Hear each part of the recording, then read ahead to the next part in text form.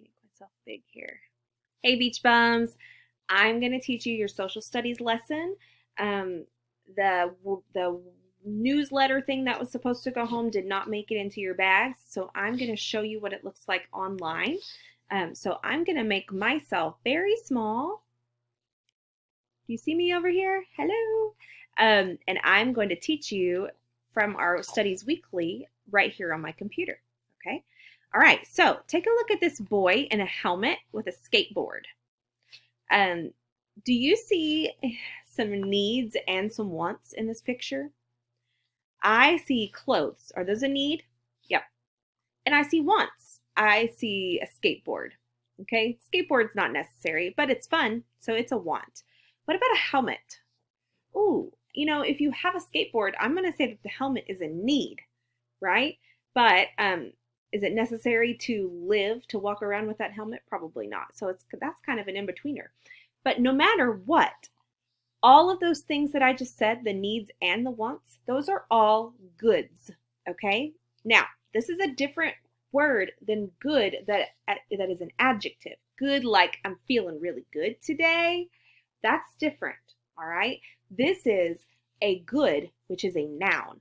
And a good is just something that people can buy, like skateboards or helmets, okay? Can you think of some other goods?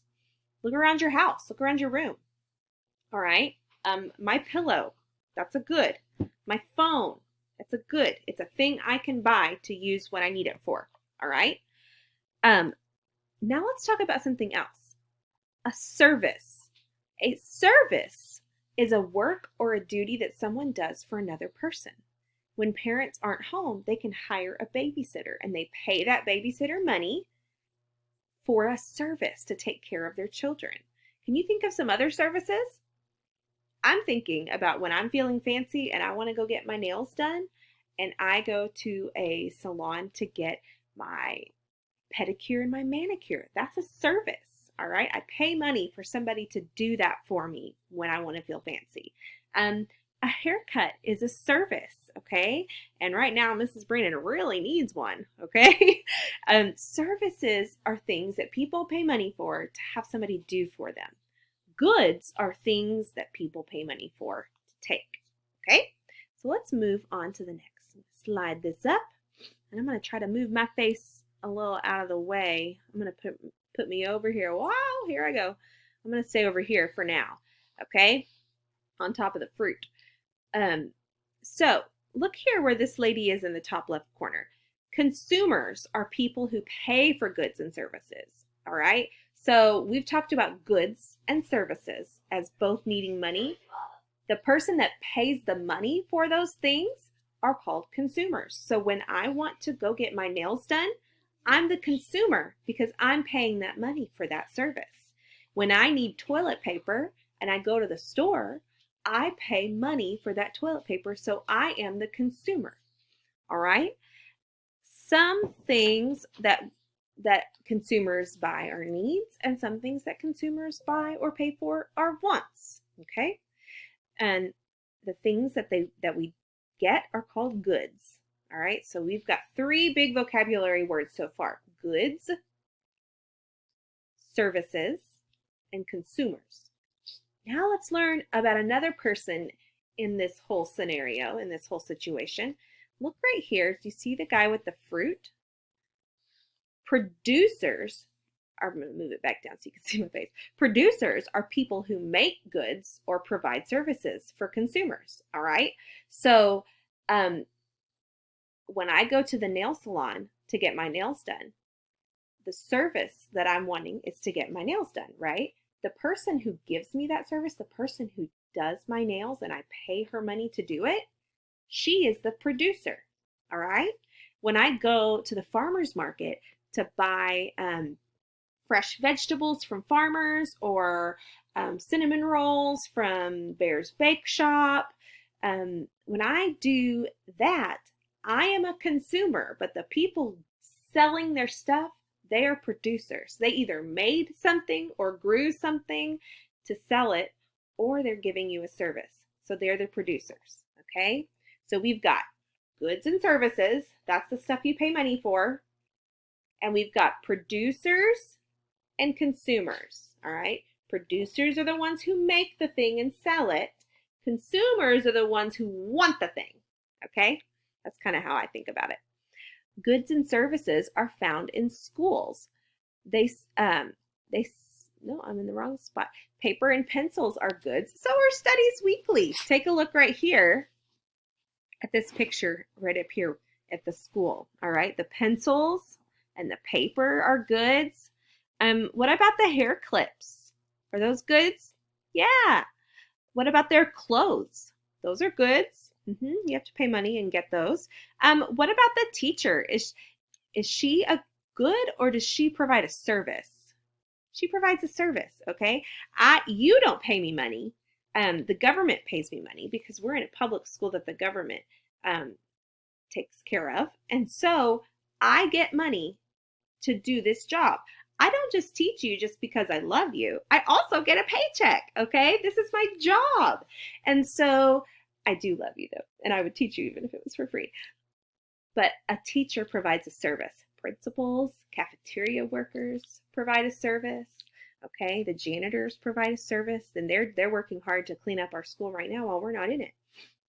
Okay, here's the next. This part's pretty fancy, and I think you can totally handle it. Are you ready for something a little fancy? All right, take a look. I'm trying to get it in the right spot.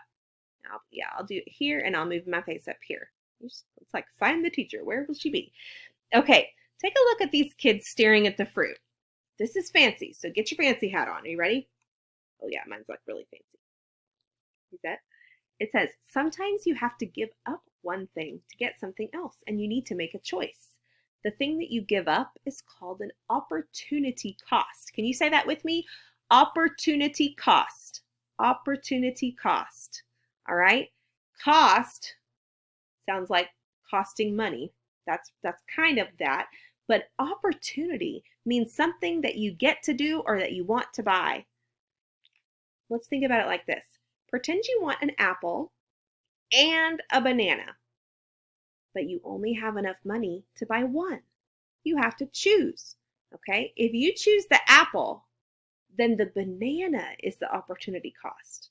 But if you chose the banana and you paid money and got the banana and you left the apple there at the store, the apple was the opportunity cost, okay?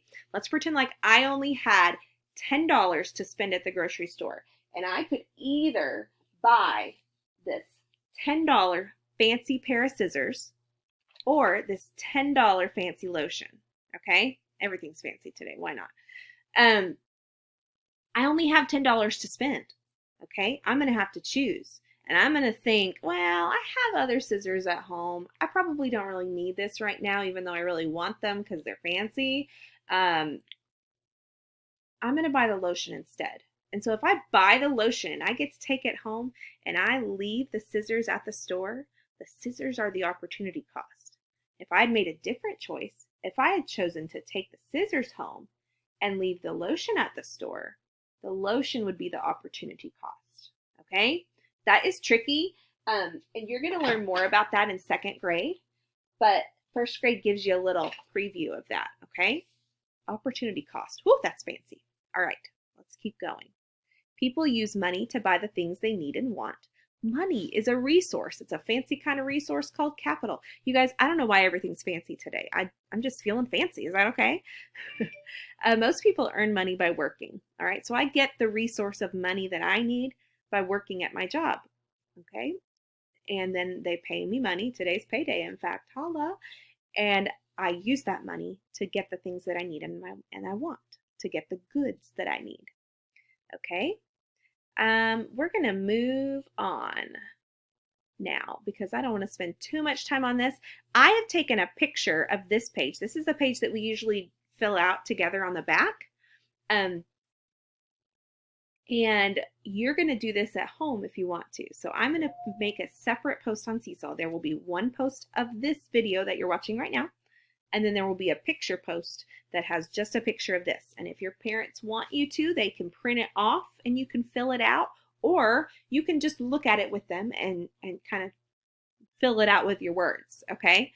Parents, there's also if you want to take a screenshot of it, you can, so there will be a picture posted. If you save that picture to your photos, then you can edit that picture within your photos. You can click on it and click edit, and then I think it's in the ... where the markup is, and then your kiddo can write on the picture. All right, so that's an opportunity to do that digitally. But you can also just talk about it. So at the top, right up here, you're going to put some things in order. And all you're going to do is put a number underneath each one, or you can just say which one comes first. So this is how we get orange juice. All right, but the steps are all mixed up, and they want to know if you figured out how to put these in order. So where does the orange juice start? Is it just already there, or is there a process to get it? All right, so the first step to get orange juice is you got to find an orange tree, right? Okay, so this is probably going to be first because the oranges are all in the tree. What do you think is going to come next? Maybe we'll just do this together. What do you think will come next? I see a lady picking the oranges off of the tree.